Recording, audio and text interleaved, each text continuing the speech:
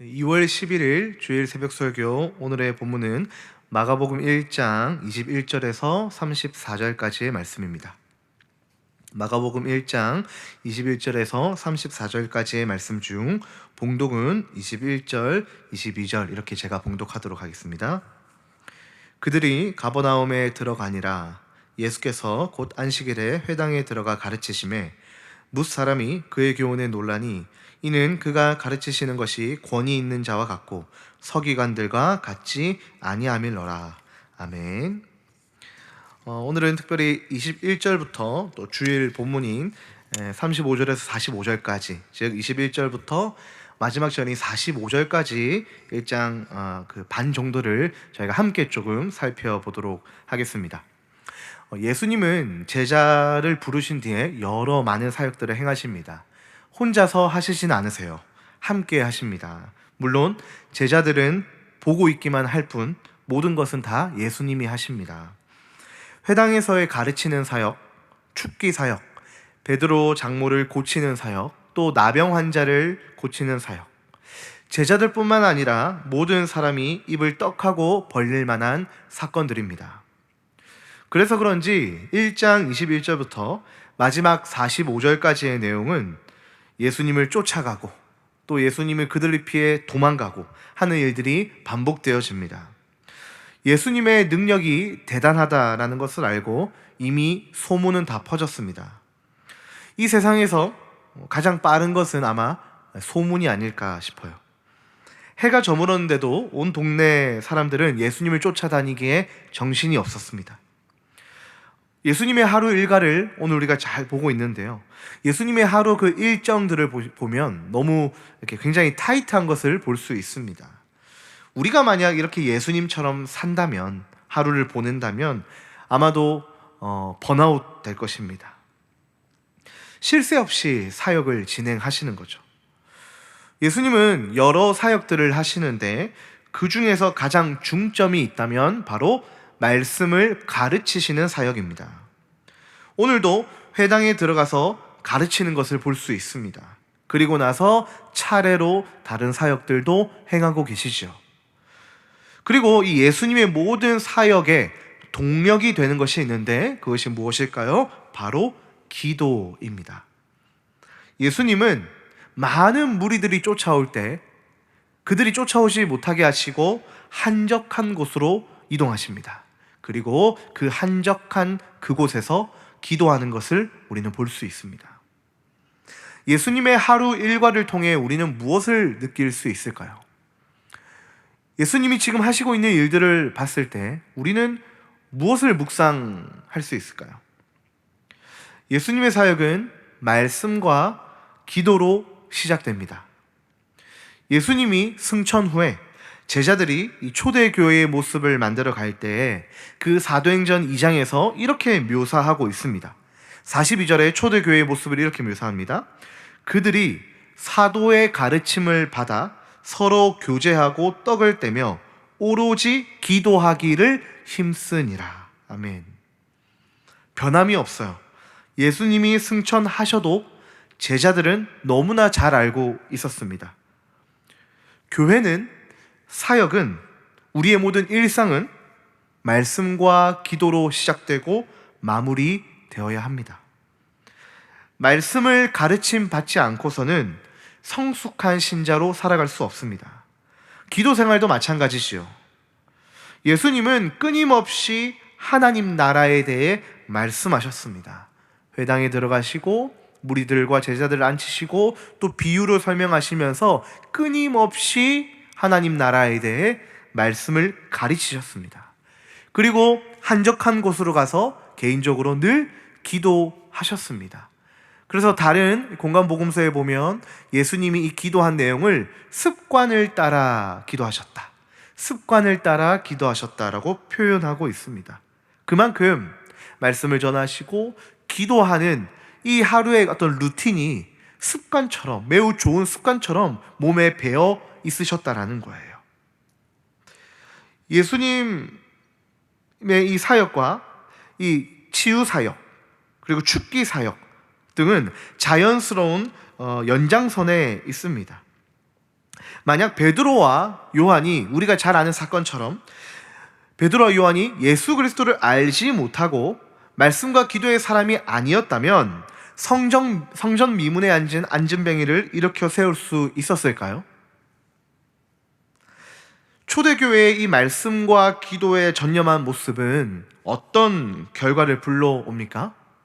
오로지 기도에 힘쓰고 사도의 가르침을 받았던 이 초대교회, 어떤 결과가 나옵니까? 사도행전 2장 47절에는 그 결과를 이렇게 말해주고 있습니다. 온 백성에게 칭송을 받으니 주께서 구원받는 사람을 날마다 더하게 하시니라. 단순하죠? 칭찬받고 부흥이 일어났습니다. 뭐 할 때요?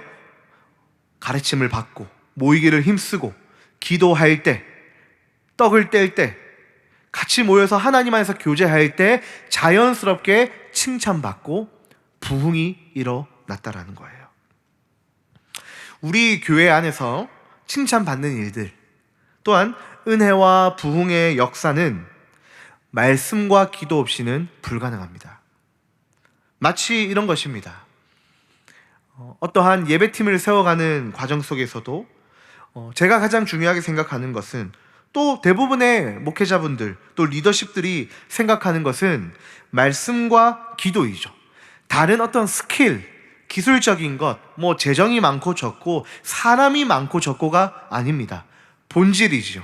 무엇인가의 사역팀을 세워갈 때 가장 중요한 것은 변함이 없습니다. 바로 말씀과 기도입니다. 제가 중등부를 담당하면서도 바라는 것은 선생님과 아이들이 말씀과 기도에 집중하여 올인하는 것이지, 어떤 기술적인 거나 요령이나 성실한 거나, 물론 성실한 것도 좋지만 그런 것이 아니라는 거예요. 본질이라는 것입니다. 물론 이 일에 있어서 예수님이 그러셨듯이 목회자나 많은 리더십들이 먼저 말씀과 기도에 전념해야 할 것입니다. 이제 막 제자로 부름받은 시몬과 안드레, 야고보와 요한, 이 4명은 예수님의 사역들을 계속 따라다녔습니다. 그런데 오늘 본문 이제 시작하는 1장을 보면 사실 이 제자들이 다른 무리들과 차이점이 없어 보입니다. 별반 차이가 없어 보여요. 그러나 이들은 어떻게 됐습니까? 조금씩 변화되어져 가는 것을 우리는 알 수 있습니다. 그저 예수님을 쫓아다니기만 했던 제자들이 예수님과 동고동락하면서 본질을 깨달아 가는 거예요. 사역을 하고 있는데 예수님이 무리들을 뒤로하고 저기 한적한 곳에 가서 기도하는 모습, 제자들이 보면 어떤 생각이 들까요? 부정적인 생각이 들까요? 긍정적인 생각이 들까요? 배우고 깨닫지 않겠습니까? 아, 저렇게 하는 거구나. 환호의 자리가 아니라 우리는 기도의 자리에 가야 하는 거구나. 사람들이 막 환호 지르고 박수 칠 때 그 자리를 떠나서 하나님 앞에 머물러야 하는 거구나 라는 것을 예수님은 제자들에게 보이고 계시는 것이죠. 우리도 마찬가지입니다. 사역을 하거나 아니면 일터에서나 가정에서나 우리가 인정받고 칭찬받는 일 너무 좋죠. 그러나 우리는 하나님의 청지기이고 그분은 우리의 주인이십니다. 그렇기 때문에 인간의 주된 목적 무엇입니까? 우리의 모든 행사는 다 하나님을 예배하는 것이 되어야 하고 하나님께 영광이 되어야 하는 것입니다. 예수님이 마치 한적한 곳에 가서 기도했던 것처럼 우리는 그 환호받고 칭찬받는 자리를 마음껏 누리고 그 자리에 털썩 주저앉은 것이 아니라 우리도 한적한 곳에 나아가 또 다른 곳에 나아가 기도하며, 또한 예수님이 또 다른 곳에 나아가 어떻게 합니까? 전도하는 것을 우리는 볼 수 있습니다. 그 자리에 계속 사역하셔도 되는데 또 다른 곳에 가서 전도하고 복음을 전하고 하나님 나라에 대해 선포하는 것을 볼 수 있습니다. 예수님께서 뭐라고 하십니까? 내가 이를 위하여 왔노라 라고 38절에 말씀하고 있습니다. 말씀을 정리하겠습니다. 예수님은 모든 것이 가능하신 능력 그 자체이십니다. 죽은 자도 살리시고 병든 자를 고치시고 눈먼 자 보게 하시는 위대한 분이십니다. 그러나 그것이 전부가 아닙니다. 예수님은 무엇보다 말씀으로 우리를 먹이십니다. 우리는 영의 양식의 그 말씀을 먹고 살아가는 자들이에요. 그러므로 끊임없이 우리는 초대교회의 그 모습처럼 가르침을 받아야 합니다. 성령님의 가르침에, 교회의 가르침에 우리는 순종하며 겸손히 반응할 수 있어야 합니다. 가르침을 거부하고 나 많이 알아, 기도하지 않아도 돼, 내 삶은 평탄해, 이렇게 주장하는 사람이 있다면 그것보다 교만한 사람은 없는 것이죠. 우리는 늘 하나님 말씀 앞에 또 기도하는 자리에서 우리 자신을 돌아보고 예수님을 묵상하고 교회를 위하여, 가정을 위하여, 일터를 위하여, 내가 밟는 곳곳을 위하여 기도하며 살아갈 수 있어야 되고, 그것으로 멈추는 것이 아니라 복음을 전하고 전도하는 자로 살아가야 합니다. 그것이 바로 예수님이 우리에게 바라는 인생의 모습이 아닐까요? 오늘 말씀을 통해 예수님이 어떤 분이신지 확인하고 믿고 기도로 결단하여 반응하며 살아갈 수 있기를 주의 이름으로 축복합니다. 그래서 예수님이 이렇게 사셨듯이 우리도 그의 삶의 한 절이라도 닮아가도록 노력하기 위해 발버둥치는 오늘 하루 살아가시기를 주의 이름으로 축복합니다. 이 시간 우리 다 함께 기도하겠습니다. 오늘은 주일입니다. 예배와 사역자를 위해 기도하겠습니다. 모든 예배를 위해 기도해 주시고, 말씀을 선포하시는 주의 종들을 위해 기도해 주시고, 담임 목사님을 위해 기도해 주시고, 모든 봉사자들을 위해 기도해 주시기를 바랍니다. 그리고 오늘 말씀을 기억하며 하나님, 내가 예수님처럼 삶의 한 절이라도 닮아가기를 원합니다.